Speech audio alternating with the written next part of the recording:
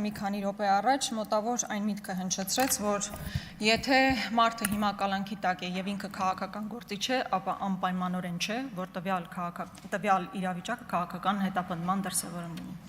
Պարոն Ալեքսանյան, օրինակ ձեզ համար ոչ այնքան խորթ մի կուսակցության ղեկավար այս պահին գտնվում է կալանքի տակ։ Խոսքս Գագիկ Ծառուկյանի մասին է։ Օրինակ, երբ 18 թվականին Գագիկ Ծառուկյանը առաջադրում էր Նիկոլ Փաշինյանի վարչապետի պաշտոնում, ինքը ուղղակի խոշոր սեփականատեր էր։ Ընդհանրապես օրենքի եւ օրինականության հետ կապված խնդիր չուներ։ Այն պահից սկսած, երբ Գագիկ Ծառուկյանը քաղաքական դիրքորոշումներ է հնչեցրել տարբեր ժամանակահատվածներում, միանգամից հայտնվել է կալանքի տակ, ինչպես 20 թվականից առաջ եւ այնպես էլ 26 թվականին։ Սա օբյեկտիվ իրականությունն է, որը դուք չեք կարող չտեսնել։ Օրինակ, Սամվել Կարապետյանը 21 թվականից հետո հանդիպումներ ունեցել է Նիկոլ Փաշինյանի հետ եւ այն պահից սկսած, երբ հնչեցրել է որևէ միտք, որը ձեր քաղաքականությանը հակառակ է, միանգամից հայտնվել է կալանքի տակ։ Եթե այսօր Ռոբերտ Քոչարյանը չզբաղվեր քաղաքականությամբ, նրա նկատմամբ որևէ քրեական հետապնդում չէր լինի։ Այսինքն, ում նկատմամբ հարուցել քրեական գործ բացառապես պայմանավորված է նրանով, տվյալ մարդը քաղաքականության մեջ է, թե չէ, եւ ինչպիսի դրսևորումներ այն ունի,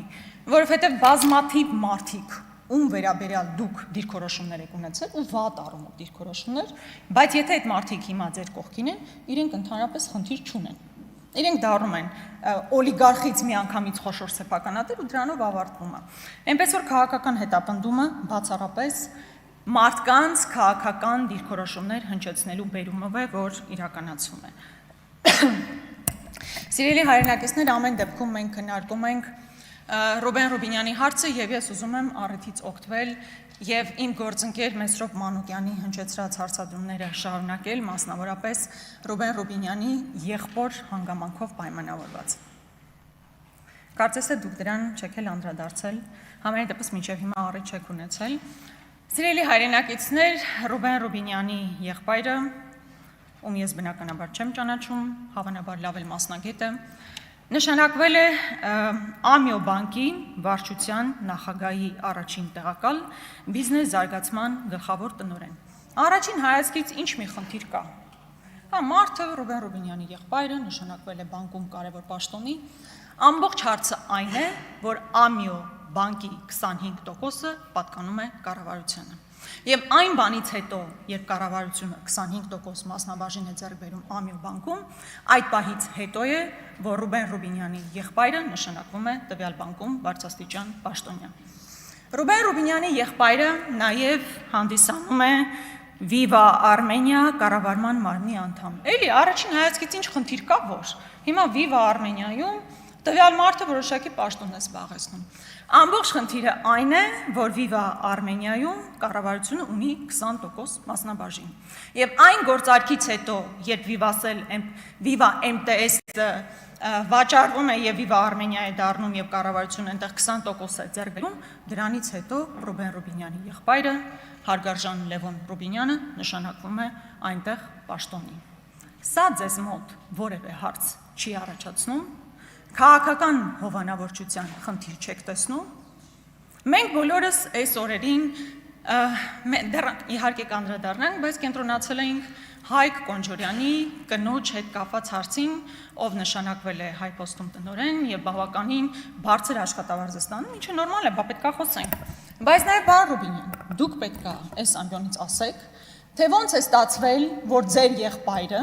նման աննախադեպ հաջողություններ է գրանցում այն կազմակերպություններում, որտեղ կառավարությունը որոշակի մասնաբաժին է ձեռք բերում։ Իմիջիալոց այս խնդիրը եզակի չէ, եւ կան նաեւ այլ պաշտոնյաներ, ովքեր նույն ուղով են գնացել։ Օրինակ, Արարատ Միրզոյանի կինը հանդիսանում է ներդրումների աջակցման կենտրոն հիմնադրամի ղեկավար։ Որպեսզի մոտավոր պատկերացնեք սա ինչ է, դա Անիվ հիմնադրամի քույր կազմակերպությունն է։ Հիշում ենք բոլորս Անիվ հիմնադրամով մոտ 25 միլիարդ վատնված գումարները։ Հիմա վատնեցին, Ավինյանը հանգիստ իր համար հիմա էլ մուլտի վելնեսն է խլում ու դրանից մեծ գոհունակությամբ հայտարարություններ անում, հիմա ստեղծել են այլ հիմնադրամ եւ ով պետք է ղեկավարի այդ հիմնադրամը, իհարկե որևէ պաշտոնյայի կին, այս դեպքում Արարատ Միրզոյանի կինը։ Ես իհարկե բացարձակ խնդիր չունեմ ոչ Արադ Միրզոյանի կնոջ հետ, ոչ Լևոն Ռուբինյանի հետ եւ մնացածի, կա որ լավ են մարդիկ են, լավ են մասնագետներ են։ Բայց այդ ո՞նց է ստացվում, որ հենց պետությունը, կառավարությունը որոշակի մասնաբաժին է ձեռք բերում, այնտեղ գնում են բարձր աշխատավարձով, սա շատ կարևոր է, բարձր աշխատավարձով պաշտոններ են զբաղեցնում։ Նման մի բան հավանաբար հիշում եք, երբ որ Ալեն Սիմոնյանի եղբայրը կազմակերպությունը այս բանը լավ չեմ հիշում, բավականին Եվրոասֆալտը, այո, բավականին մեծ տենդերներ էր շահում։ Բավականին մեծ տենդերներ էր շահում, որ պահին Ալեն Սիմոնյանի եղբայրը այդ ղեկավարի պաշտոնից դուրս եկավ, այդ կազմակերպությունը հիմա սնանկացման եզրին է։ Այսինքն սնանկացման process-ը հիմա գնում, այդքան կարևոր ֆիգուրներ են մեր պետության բարձրաստիճան պաշտոնյաների հարազատները, որ եթե իրենք ղեկավարում են, փայլուն է, դուրս են գալիս միանգամից սնանկանում է։ Գարիկ Սարգսյանը այստեղ չի։ Ուզում էի հարցնել քերին ոնց է տենդերների մասին հիշեցինք, նորմալ տենդերներով ապահովում է իր քերուն, թե չէ, բայց դրա մասին կխոսենք։ Քանի որ այդ պետական մասնաբաժնով կազմակերպությունների մասին նաև խոսեցինք, ուզում եմ այստեղ նշել նաև, որ օրինակ Գնել Սանոսյանը նշանակվել է Լիդիանում ներկայացուցիչ, ուզում եմ հիշեցրել, որ կառավարությունը եւս մասնաբաժին ունի Լիդիանում, եւ Գնել Սանոսյանը օրինակ 7 միլիոն դրամ աշխատավարձ է ստանում, էլի լավ անում, բայց մեր հանրությունը այդպես էլ չիմացավ։ Օրինակ Գնել Սանոսյանին ինչու են հեռացրել աշխատանքից։ Սիրելի հայրենակիցներ, դուք գիտեք ինչու են հեռացրել աշխատանքից։ Մարդը նախարար է եղել։ Եթե նախարար է եղել, իրան հանել են, ուրեմն մի բանը լավ չի արել, ո՞նց են տարել ավելի լավ տենց պատասխանատու գործի նշանակել, ո՞նց են դա արել։ Ընդ որում ես ուզում եմ հիշեցնել,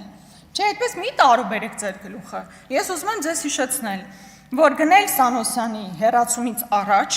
հեռացվել է նախարարության ճանապարհային դեպարտամենտի ղեկավարը, իսկ նրա հոր նկատմամբ քրեական հետապնդում է հարուցվել։ Դրանից հետո Գնել Սանոսյանը դուրս է գալիս աշխատանքից եւ գնում է 7 միլիոն դրամ աշխատավարձով բավականին պատասխանատու աշխատանքի։ Նույնը նաև Ռոմանոս Պետրոսյանը, պարոն Կարապետյան, ձեր հաշվին 5 միլիոն աշխատավարձ է ստանում։ Ամբողջ հեծը բոլորը ԿՊ-ականներ են, լավ դզված են ձեր հաշվին։ Մի տեսակ ռուսեն ասեց աբիդն է, չէ, որ մարդիկ ձեր հաշվին այդքան հարստանում են։ Բայց այս շարքը բնականաբար, ինչպես գիտեք, ես հաճախ եմ խոսում, դեռևս առիթներ կունենանք խոսելու, բայց ես կոնկրետ ձեզանից ակնկալում եմ, որ կգաք եւ ձեր եղբոր հետ կապված պարզաբանումները կներկայացնեք։ Պարոն Ռուբինյան, երբ խոսում եք նրա մասին, որ եկեք давайте жить дружно տրամաբանության մեջ ինչ որ բան եք ասում։ Հիմա այնտեղ պետք է նստած լիներ Արտուր Սարգսյանը։ Արտուր Սարգսյանը քաղաքական պատանդ է։